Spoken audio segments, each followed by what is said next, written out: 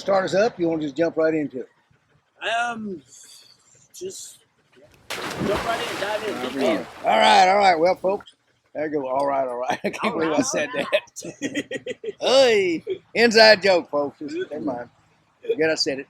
First, I want to mention we have invested in more sound equipment. We think we got it right this time. Please let us know if we don't. As I'm sure some of you have not been bashful about doing in the past, don't get bashful today. We won't know if this works or not. Okay? So today, last week we had Dan Rhodes in here. By the way, I hope you see that remastered video we put up of that police dog podcast, because Stan went and did his masterful touch to take out all the sound glitches, so you'll be able to hear everything we say now. And it's really a nice podcast, the way he set it up for YouTube visual. If you listen to it on the podcast, Buzzsprout or Apple, it sounds good on that. You don't have to worry about it. But we did the police dogs in, and fortunately, because I'm in a rather populated part of the country, with a lot of stuff going on, I get to run across all sorts of people. And one of the people I ran across was Tony Floyd. So we thought we'd go from the police dog world and we'd get somebody in from the SchH German Shepherd world. And Tony was kind enough to come in and volunteer. So, Mr. Floyd. How's everybody doing, man? You want to introduce yourself, or you want me to just bug you? Well, my name is Tony Floyd. I've been in the German Shepherd world since 1997. I've been in and out of the SchH and IPO world since 99. I've done police dog training, been an agitator, a decoy for SchH and for police work. And that's what started my love for not only the German Shepherd dogs, but for the working dog as well. I came across Butch looking for a new trainer, and this has been one of the better experiences in my life, working with Butch Cappel and Stan Smith. Well, thank you, sir. No problem. That's just the truth. Oh, thank you. Oh, come on, Stan. So Tony's got a lot of background, and it really plays into, I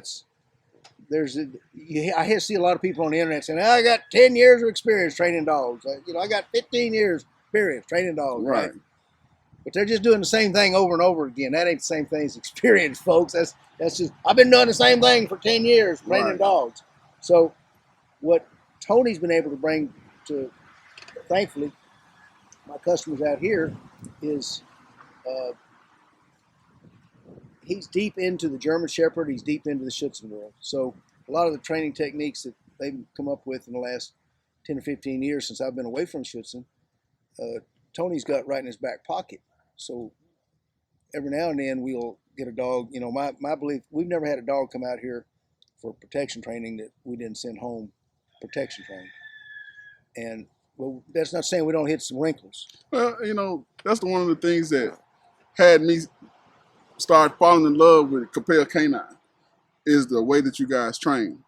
Other places I've been, other people that I've worked with. There's been a lot of them too. Yeah, they turn away dogs or try to convince you to buy one of their dogs.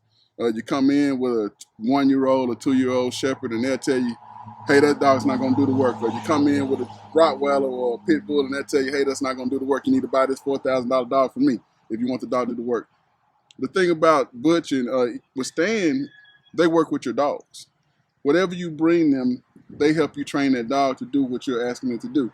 And your dog may not turn out to be the A++ protection dog, but they can get a dog that everybody else said can't do it to be a C+ protection dog.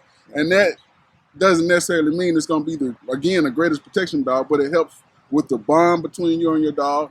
It helps giving your dog something to do. Right. And it helps increase the confidence in your dog and with the handler and the dog's bond. Yeah. And that's the thing that I like. And that's a good point. Stan just did a Facebook Live for X-Dog, which I want to mention a little later. Don't let me forget the freeze drive, Stan. And someone asked about how do you socially, if you get a dog that hasn't been socialized, he's timid, how do you? Right. And like Stan pointed out, one good way to do it is by doing protection training, because it's kind of like sending your kid to karate class. And it builds a dog's confidence. And what you're saying, I think is just, as they say in Australia, spot on, mate. Hi, Tony. Hi, Maria. That working with your dog and the handler working together towards a goal on the protection training, it's just like having, it builds a bond, I think, stronger than anything. It does, and that's again, that's the whole thing that I really love. Well, one of the things I love about coming out here Wait a minute. Hey, Katrina, didn't forget you, darling. is that you guys offer that. And one of the most disheartening things is for someone to have an animal or puppy or dog, and you take it to a trainer, and the trainer says, "Oh, get rid of that dog. It's not going to do the work." Yeah. I've never seen you do that. I've always seen you work with the people, work with the dog, work with the person as much as you work with the dog, and you've had fantastic results. Yeah. And that creates a great environment out here for learning, not just for me and my dog, but for the entire group, and that makes it fun. And you talk about learning, because that's our main goal. Our Right. main goal is education. Right. Trying to pass on what knowledge I've picked up over the years. Well, you've been working with German Shepherds a long time. When Right. did you import your first German Shepherds? I imported my first German Shepherd in 2003. 2003. So 2003. 16 years. About that. About 16, 17 years. The first German Shepherd I had was a puppy out of 2 imported parents. I didn't know what I had. I had no clue what I had. The trainer that gave me the dog, or sold me the dog, tried to explain to me what I had, but I had no clue. And it was then that I started doing research on German Shepherd pedigrees, German Shepherd lines, and started learning more about German Shepherds. And after that, it's when I imported my first dog. In actuality, to be honest with you, Butch, the first dog I imported was 1999. I imported one from Czechoslovakia. Oh, okay. Yeah, and then in 2003, I imported one from, where is that? The Netherlands. So and after 2003 is when I kept doing it. But it was a break from 99 to 2003. So you've been working with quality shepherds for over 20 years. Correct. Yes, sir. How have they changed? Or have they changed in a 20-year time frame? And we understand the AKC dogs may not look the same as the working dogs. We got that. Right. But I think there's been changes there too. Just give me your 20-year. The German Shepherd has really, not just your American show lines or your German show lines, but the German Shepherd in general has been extremely watered down. I mean, what you'll find over the last 20 years is every single breeder wants to breed to the same dog. So it kind of starts limiting your genetic pool. You know, Okay. the training that goes into what's called IGP now, used to be SchH and became IPO, it's watered down. So, you know, a lot of times when you have someone that's looking for a strong dog, or what we call in our industry a hard dog, you know, they're really not available like they used to be. There's some still out there, but they're not as available as they used to be, because you can almost take any dog and get a IPO or IGP title nowadays. It's not like it used to be hard. You know, Right. You had hard agitators. You had judges that were looking for hard dogs. Now they want everything to be, and I'm not saying don't have a happy relationship with your dog, but they're looking for everything to be happy, happy, happy. And it's not a lot of, right, and a lot of stuff that goes on with it is not, you can't apply it to the real world anymore. It's so much that they do with SchH that takes your dog and makes it, and you used the term before, I think, sport dog, as opposed to a true working dog, or Right. opposed to a security dog or personal protection dog. They become pure sport dogs. Right. And it's hard to take those sport dogs sometimes and allow them to be part of your day-to-day life with regards to, will this dog protect me if I'm in danger? Will this dog protect my family if I'm in danger? Well, it's not a blind over there for them to go bark into. You know, it's something that you have to train the dog, and a lot of those dogs can't take that training. They have Right. a IPO3, and they can't take that training. Right. And once again, that's one of the things that I say I was impressed when I came out here, was some of the dogs that I saw. Woo. Sound down, sound down. Man, damn. Man down, man down. Hold on. We got new sound and Hey, Oakley took that out. right. You just Hang in there, folks. You have to edit that out. We're getting on it. Like I said, it's one of the things that I like when I came here.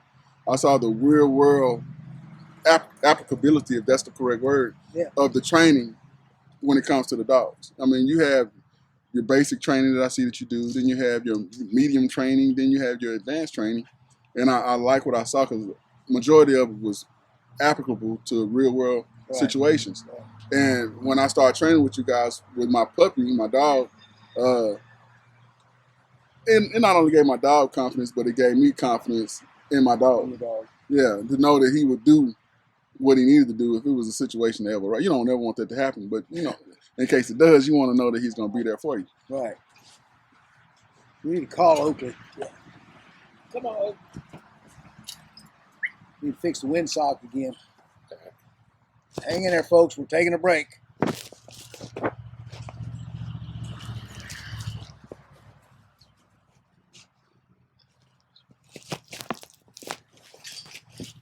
Test, test, test for everyone listening on the podcast, not looking on the YouTube. We're getting there. We're getting there. Now we're back to work. We're back to work. So you just said something, because one of the things that's bugged me since I started going in dogs in the competition world is terminology. Correct. We take a term, and I really believe like drives. You know, there's 3 drives, all survival drives, instincts that all mammals have.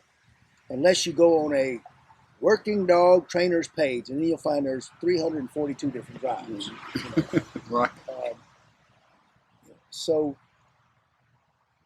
I think what happened in that case was people, when the Germans first came over here, because they're the ones that introduced this drive theory, that somebody from California went to a Godfrey Gildi seminar in Albuquerque and heard drives and went home and tried to explain it, and he couldn't explain it, so he came up with a different drive to make up for. So, but you use 2 terms here, and I would like from you, not from me, because I know some people think I just act like I know everything. Right. There's an old-fashioned term, and it's just funny you mentioned it because I was talking to Stan using the same term just a few days ago. First, if you would define for me the difference between a working dog and a sporting dog in actuality, not as the people use it today, but what it means. And I'll give you the next one. All right. This is going to be hard for some people to grasp because in a lot of people's opinion, well, I bought a working dog and that's my sport dog. Well, the difference between a working dog and a sport dog, in all honesty, is a working dog has a job to do. He is a working dog. He's going to do his job. I mean, whatever that job might be, he's going to do his job. A sport dog is meant for sport. He's playing a game. Everything to him is a game. There's no part of being a sport dog that's taken seriously. If you ever go to training, with a sport dog, if you don't understand what you're watching, then you're, oh, that's good training. But if you understand what you're looking at, it will really upset you. Because once they finish training your dog will never be suitable for any type of work. Job. Yeah, it won't. Because when you have the agitator giving corrections to the sport dog, that's teaching the sport dog that the person I'm supposed to be combating is also able to give me instruction. So it's not a combatant anymore. It's just a person I'm competing against for sport. And he brought up the other word I was going to ask about. It's one I find myself using every now and then, and Tony, who goes back almost as far as I do, I heard him using it the other day, and I couldn't believe my ears. Today, we call the guys in the suit in the ring decoys. And when I started, they were called an agitator. Of course, we didn't have sports to go to. We were training police dogs. And there was another term. They weren't decoys. The Schutz world introduced the term decoy to us for someone who catches a dog on a trial field. So, Tony, if you would elaborate, tell us the difference between a decoy and an agitator. Well, I was introduced to the term agitator, honestly, doing police work, which is real world work. So when I first got introduced to the working dog world, the guy that I came in under, he trained police dogs, military dogs, all over the country. So one of the things I started doing, because it's so much fun, working with dogs is fun, I became an agitator. I was the guy that, stoked the fire for the police dogs. I was the guy that hid wherever I needed to hide. I was the guy driving down the street in the car throwing drugs out the window and getting arrested by the police. You understand? So that's all agitator work. It's not go stand in the blind and wait for a dog to come bounce up and down and bark. It's not just a dog chasing you down and catching the dog with a sleeve. An agitator, you have on a full body suit. Sometimes you don't have on anything. Muzzle work. You, Sure. you understand what I'm saying? Yep. Sometimes it's just like what you understand, dude, just civil agitation. Hence the term civil agitation. Right. And that's where the term agitator comes from. You're bringing out the working part of that dog, and that's something that's different from just simply being a decoy. Right. Once again, I can't call myself an agitator if the dog is biting the sleeve or biting the bodysuit, but I'm sitting up here pulling the choke chain, telling them what to do. That's insanity. But that's what you get when you deal with a sport dog. And I'm not saying that sport dogs are bad. That's what some people want, and that's fine. But you have to make that choice. What do you want? Because 90% of dogs can't do both. Right. There are some that can. Right. There's some bad dogs out there that can, but 90% of them can't. Right. And he said the phrase he used at the very beginning, I want to emphasize. He said the agitator was out there stoking the fire of the dog. I can't count how many people I've met in this country who decoy. They went to a decoy camp where they, the main criteria was put on a suit and run a half mile. Right. I don't know what the hell that has to do with teaching you about dogs. I can't even comprehend it. Can you, Tony? I can't either. But the biggest thing that I'm gonna say this much: we call them decoys here too. Sure. But that's not what we really do. No. What an agitator does, aside from catching your dog with a sleeve or a bite suit, he challenges that dog. Exactly. Everything that they teach a decoy not to do is what an agitator does. It does too. You understand? Did I get Stan? Yeah. One of the first things they'll tell a decoy is don't look at the dog. Don't ever look. And that's fine when it's a young puppy and you're introducing them to certain things. But at some point in time, if somebody's trying to take out your child and the dog goes attacks that person to stop him, and that person looks at the dog, you don't want the dog stopping and whimpering out, going in the corner, because that's what he's really taught. When you teach him, decoy, don't look at the dog. They'll tell a decoy to stand and look like this. You see, agitator is like, it's a certain amount of aggression that's given back to that dog. Right. And it's stages to it, but it's a certain amount of aggression that's given back to that dog. Right. And I think the Germans had it right when they came here, and I'm using then there's another word for decoy in German, of course, but it's the same concept. Today, because we listen to these same guys who put on a suit, they sort of portray themselves as dog trainers. Right. When they're what they call a trial decoy. A trial decoy has nothing to do with training dogs. Right. And he simply is there to serve the judge to make the best picture of the dog, to make the dog look the best he can look. Except French ring, where they're trying to dodge the dog. And all you experts don't write in about how I don't know nothing about French ring. Yes, French ring's the exception, but you're still there to work for the judge and to catch the dog safely when you catch him. Right. Whereas an agitator is actually, as you said, stoking the fire. He's jumping into a training mentality. He's got to judge the dog and know how much pressure he can take, when he can build it, when he can drop it. So what you're doing as an agitator is true training. What you're doing as a decoy is true sport field work. And that's probably that actually is a good analogy. That's about as good an analogy as you can give. And let me interject in what we're saying, because we're talking about training for what we call pro sport, security and patrol work, which, like I said before, it has a real world place. What we have to understand about SchH in the sport, and I'm not coming down on it, but you better not. You've been doing it a long time. Yeah, it was originated. It was started from the standpoint of a suitability test, right, over in Germany, and the dogs took the test to see if they were suitable to be bred. That's what it was.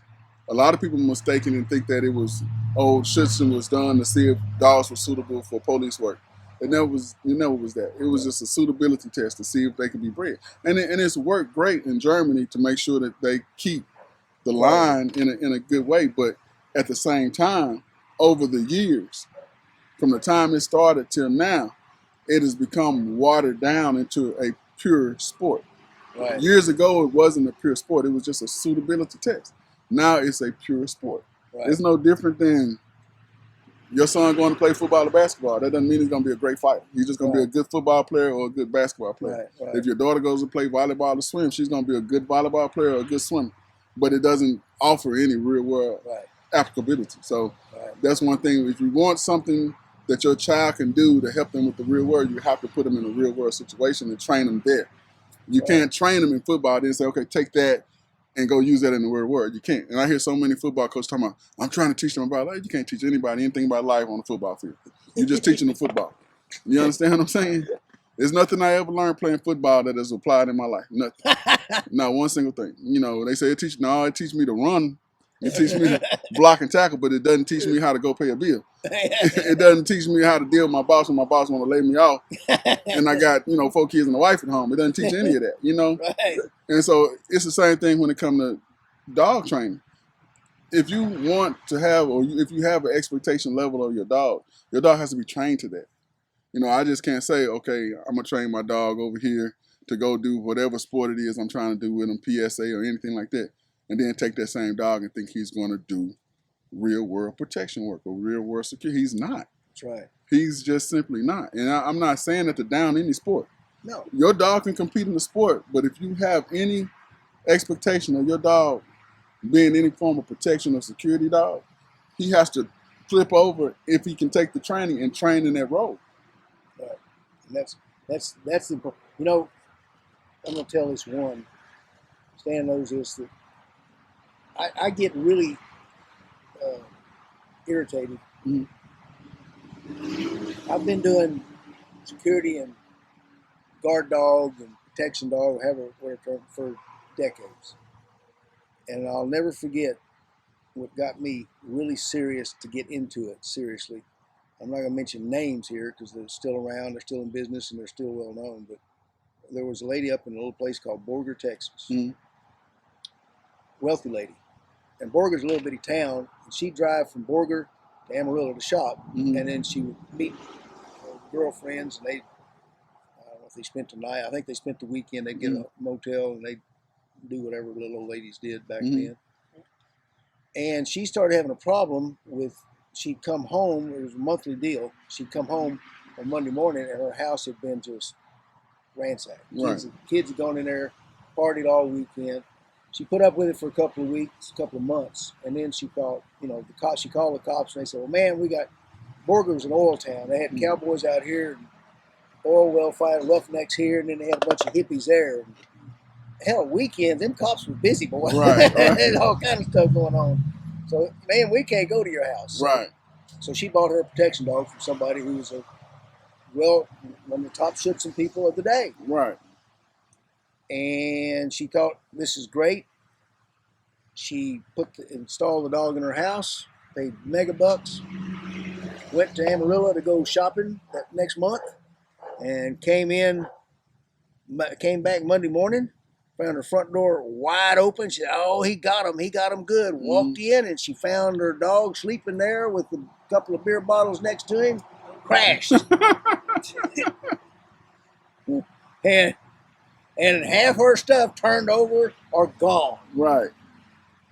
This, I swore right then, the people that claim they're doing protection dogs, they're really,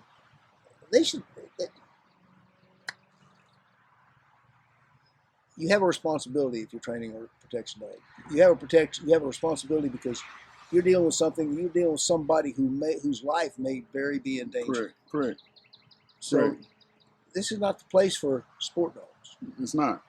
And it's also not the place for somebody to sell somebody else a dog that they're saying is a protection dog, and it's not. Right. That creates a real serious situation, because if I'm putting my confidence in this dog's ability to protect me or my person or my home, and the dog doesn't have the ability to do that or the want to do it, then I put myself in harm's way. Exactly. Because I put a false faith in that dog. Right. And again, that goes back to what we were discussing. The real world, way to use a dog like that or how to train a dog like that. And the sport field isn't the place to do it. Right. Not saying it's some great dogs on the sports. It's some really great dogs. I love watching them work. I love watching them do the sport.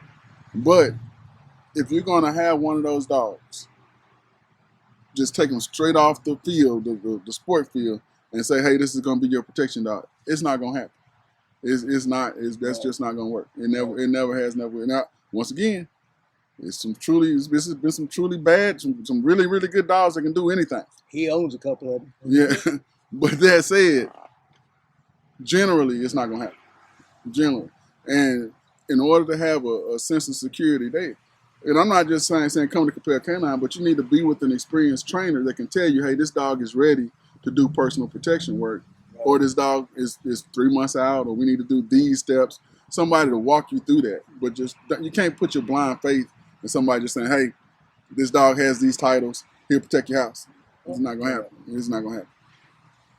Well, folks, you just heard it better than I could ever put it. The difference between sport dogs and working dogs, protection dogs, and show dogs. So I want to thank Tony. I appreciate you having me out here today. Yeah, so it's always a blast when you're here, so we enjoyed it. We're going to kick back. We'll make sure to have him back on another one. This was very informative. We will do that. Oh, last thing. Stan, I just ran across, for those that don't know, I spent years in the dog food industry, the pet industry, but primarily dog food. So it's something I'm really familiar with.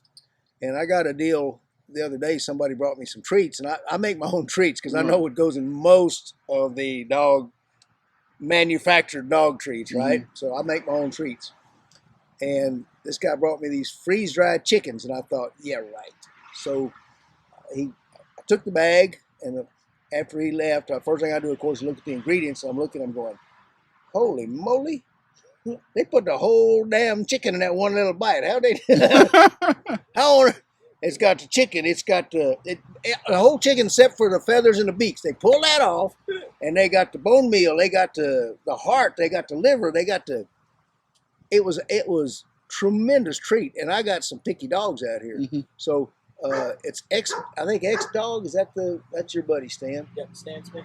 Yeah, Stan Smith, another Stan Smith owns X Dog. But if you want a training treat, we use smoked chicken breasts and 99-cent hot dogs. Mm-hmm. And so I ran a test, and my dogs, I put one of each down for about 4 different dogs. They'd go for them freeze-dried chicken treats just as quick. And I guarantee you, health-wise, from the ingredients, the only added to the chicken is salt and garlic for flavor. So great treat. Okay. Give X Dog a call and get one of those freeze-dried chickens. We're gonna pluck our way right out of here. All right, let's do that. See you guys.